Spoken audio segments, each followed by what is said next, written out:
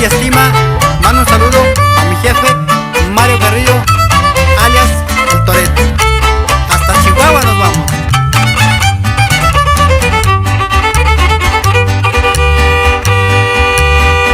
El día en que me muera, dos cosas me duele dejar. Dice en la otra vida se piensa, las voy a extrañar, porque las quiero, porque las adoro y porque su amor también fue de verdad.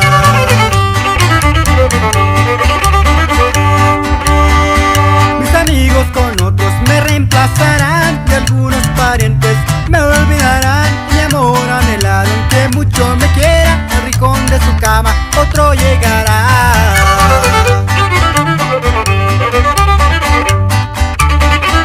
En cambio mi madre y mis hijitos toda su vida me recordarán. Será mi muerte su dolor profundo y de seguro no me olvidarán. Me hicieron toda una vida agradable, llenaron mi mundo de felicidad. Por eso digo que cuando me muera tan solo dos cosas me duele dejar.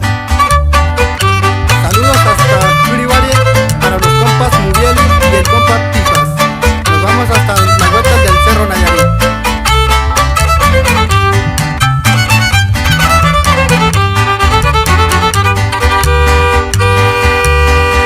No quiero tocar sentimientos de nadie con lo que digo, pero es la verdad. Cuando uno está vivo le hacen la guerra y cuando uno muere lo van a llorar.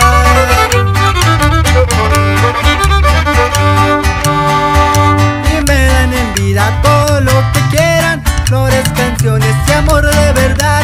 Y si algo merezco, denmelo ahora, que después que muera nada quiero ya.